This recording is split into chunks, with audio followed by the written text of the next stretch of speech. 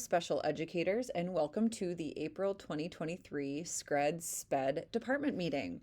I'm excited to bring you some really exciting updates happening in our system this month. So without further ado, let's dive right in. The first thing that I am really excited to introduce you to is SpEd Brightspace D2L.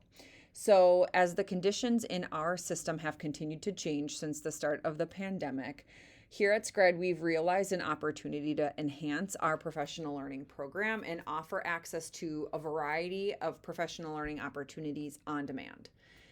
In addition, responses from that special ed professional learning needs survey that you recently completed indicated that you are really looking for more virtual options, including asynchronous options, and that you want to complete that professional learning again, on your time when it works in your schedule and embedded within your local professional learning opportunities.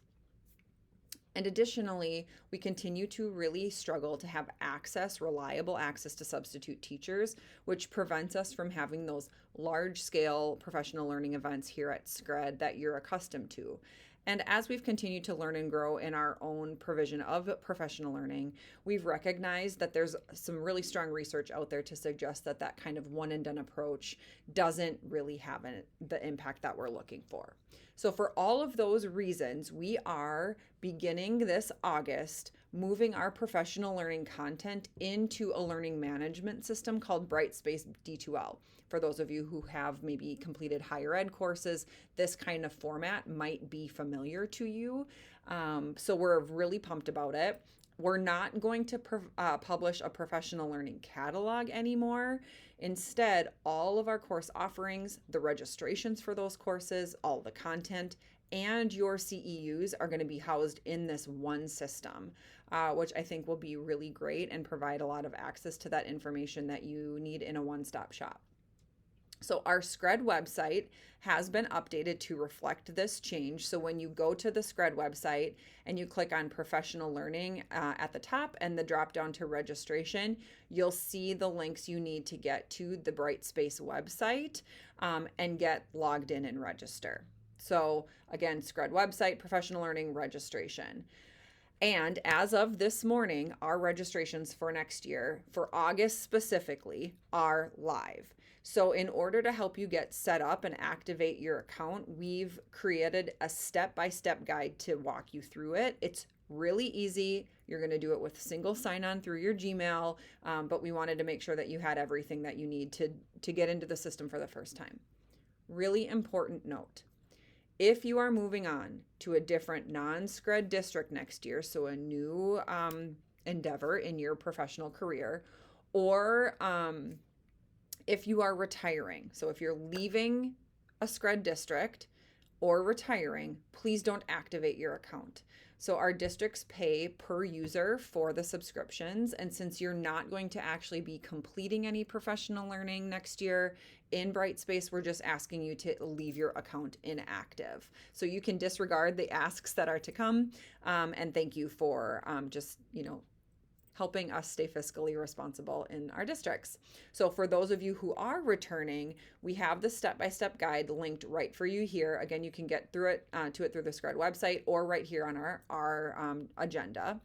So it, again, will walk you through step-by-step how to log in. We've got screenshots in here. A few of your colleagues already kind of tested these out and made sure that they made good sense. So you should have no problems getting in and starting to get registered within the system. So follow those directions. If at any time you get stuck or you need help, you can email our help desk by emailing helpdesk@sped.k12.mn.us. The link is for you right there in the directions, and we'll make sure to get you what you need. So when you get in, you'll be able to see all of our August professional learning offerings right in there. What you won't see is CPI. That's an invite-only course, and those behavior response or CPI teams haven't been finalized yet, so those courses aren't currently visible. So you're going to get that notification within the Brightspace system if you are invited to CPI, and then once you're invited to that course, you can register, and then you can choose your date and location like you have in the past for what works best for you and your schedule. Again, August courses are the only ones that are currently available and visible. School year courses will be live May 1st, and you can get in there right now and start exploring and getting your account set up. When your special services supervisor is in district, we'll make sure to sit down and kind of spend some time on this, make sure everyone is set up and is seeing the courses that they need. So with that, just a couple things to highlight about August professional learning. We really are committed to providing high quality professional learning opportunities that meet the needs of our staff. And we sought, feedback from you on our major professional learning offerings and are going to continue to use that information from the survey to plan effective and targeted professional learning opportunities. So we'll start with ULC. It's going to look very similar to how it's looked in the last few years. It's a 2-day ULC on August 21st and 22nd. Everything that you need for ULC will be found in Brightspace, and we're going to again have tools available for you to use in prioritizing tasks, accessing resources, and obtaining support as necessary, and really guiding that work for that startup of the school year.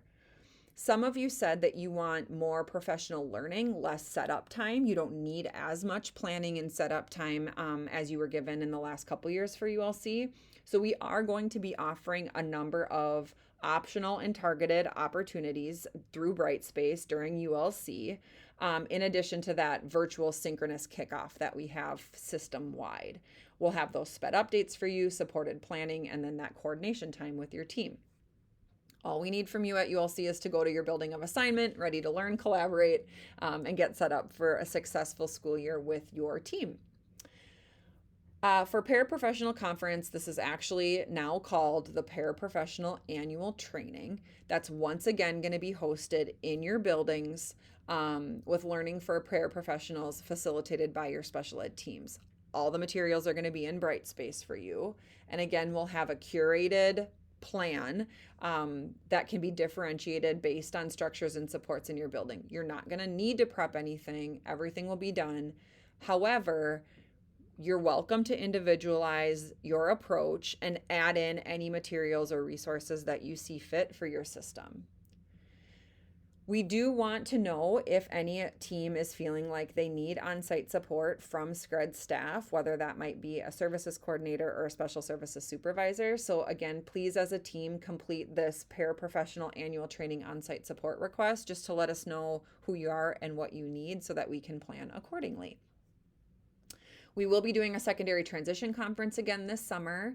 It will again only be for returning special educators. Our new special educators will be doing their district-specific new staff onboarding or inductions those days.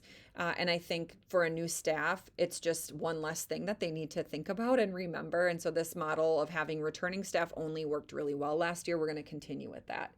This year, we're going to be kind of expanding our learning from last year when we watched Intelligent Lives and digging into Minnesota's Youth and Transition Framework and really finding some tools within this amazing resource located in the Minnesota Disability Hub for planning for successful transition for our students.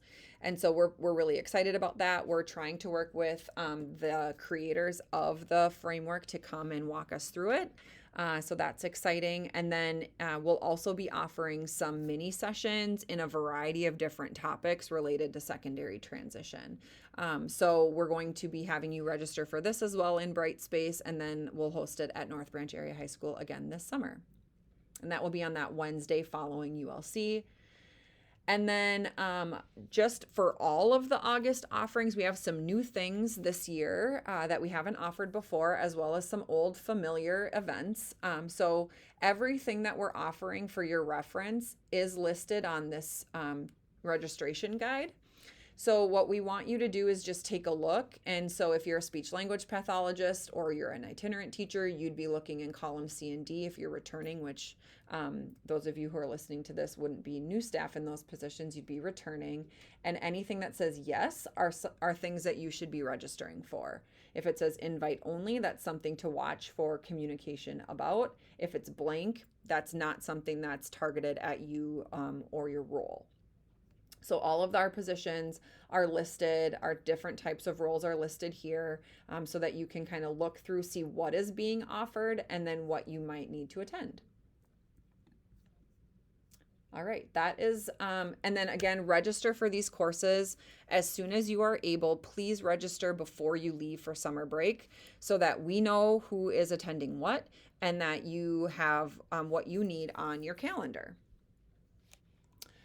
The next topic is just around assistive technology and Kurzweil. So many of you use Kurzweil and are familiar with it. For those of you who aren't, Kurzweil is a computer software system that helps students read and write. So it's our primary source for text-to-speech technology, removing barriers for students who have disabilities that impact their ability to comprehend grade level text and to write. So students can use Kurzweil via their website or by using a variety of apps and extensions. We currently provide this to all member districts and students who need it, and it can be accessed both by special ed and general ed staff and students to access web-based or printed instructional materials. That said, it's a quite spendy tool. And so our Assistive Technology Committee is undergoing an analysis of similar products and services. A lot has changed since we first adopted Kurzweil, and there's some really great products out there that are less expensive or possibly free, which just not only helps our districts, but it helps our students in the long run, because if they are pursuing, need to use this assistive technology in their post-secondary education and training or employment, it just allows them to have access to something without that cost barrier. So we're looking into our options, but your input in that process is invaluable in our research. So for those of you who have used Kurzweil, who have students using Kurzweil, we're asking you to complete a brief survey to help inform the AT committee on usage, barriers, and supports needed for implementation. So pretty straightforward. Okay. Next, we are changing things up a little bit. So right now, we have two positions, a low incident services coordinator, Christine Lund, and an autism spectrum disorders or ASD services coordinator, Nell Curry-Dykehouse, and they both are currently serving K-12, K through 21 across all 6 member districts. And that's really challenging for a lot of reasons. It impacts their ability to build strong relationships, to be flexible and responsive to needs. It impacts capacity, and then also creates a lot of overlap and redundancy in terms of their efforts. So because of this, we are going to be restructuring these positions and renaming them. Doing so will allow each of these services coordinators to only serve 3 districts, so to provide you just like better, more flexible service, develop those deeper relationships within those systems and with those educators, and just provide some more coordinated support, for example, to our 18 to 21-year-old programs, and just better meeting needs in general while remaining budget neutral. So here is what we are doing. We are now moving back to having 2 low incidence services coordinators who will serve K-12, and this position includes autism, specifically those students with autism spectrum disorders who have very significant needs that occur at that low incidence kind of rate.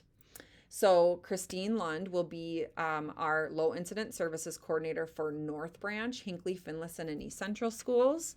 And Nell Curry-Dykehouse will be the low incident services coordinator for Chisago, Lakes, Rush City, and Pine City. We're really excited about this change. Again, we think it's just going to allow us to enhance the services being provided and better meet the needs. CIMP, wanted to briefly touch base with you on CIMP. You should have all received your individual results from your principals at this point. Just want to thank you again for your efforts throughout this entire process, and your openness and flexibility in terms of that feedback that was given. Just really impressed with everyone throughout the entire process. So thank you for that. Again, our CIMP process is meant to provide that meaningful feedback to you as case managers on due process paperwork, while also informing, us as special ed leaders around what needs there might be for professional learning and support moving forward. So as we discussed in our February SpEd department meeting, just wanted to share out those SCRED-wide results with you all. And for those of you who have reached out and asked questions about your results, sought clarification, identified maybe any kind of like errors or concerns in the results, I just want to say thank you as well, because we've tried to meet you in those spaces, have those conversations, respond to that feedback. So I'm just really glad that you did reach out and ask. So with our SpEd-wide results, just to center everyone about what we're looking for, we're not expecting perfection. What we're looking for is just really strong, consistently compliant, and meaningful paperwork that guides the services for our students. So our target score in every area is a 3.6. And you can see that across the board in many areas, we met or nearly met that goal. So a lot to celebrate there. We have three, that didn't quite meet that goal. Overall was really close. Secondary transition fell just short as well. And that's historically been an area that's fallen below target, not only locally in our system at SpEd, but also across the state. So some opportunities for us to continue to do work there, hence us continuing to provide the secondary transition conference. Progress monitoring was our lowest area. And so, we're noticing that and really hoping that our on-site support that we've been providing, as well as some feedback we got from you in terms of just knowing what we were looking at there and what that would mean, making sure that that data is updated in a timely manner, like we're acknowledging all of that and working with that feedback. But I'm really hopeful that those supports that we are providing and the work we're doing to strengthen our infrastructure around progress monitoring is going to have an impact, and it's going to get us right up to where we need to be in no time.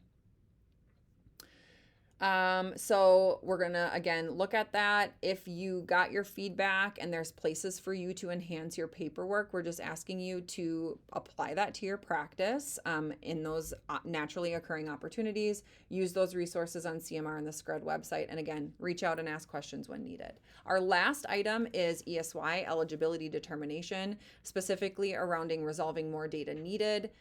For students who the team has determined more data needed, a decision has to be made as soon as possible.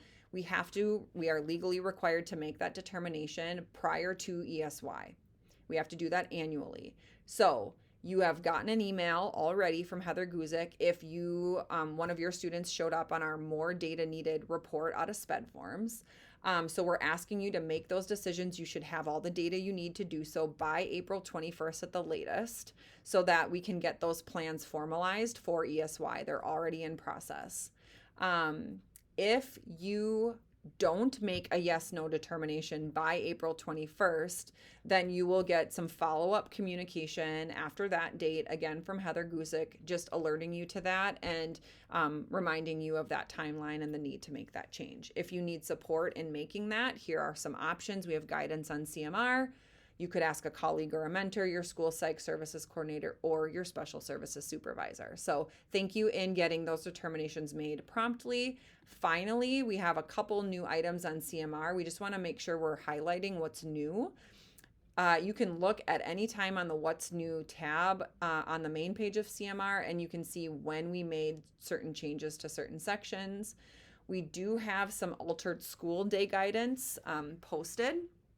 There's been an increase in altered school day considerations, so some things to be looking at and thinking about there, and some examples and guidance on documentation. And then the eval planning guide on the planning page was updated to clarify that multidisciplinary team requirement.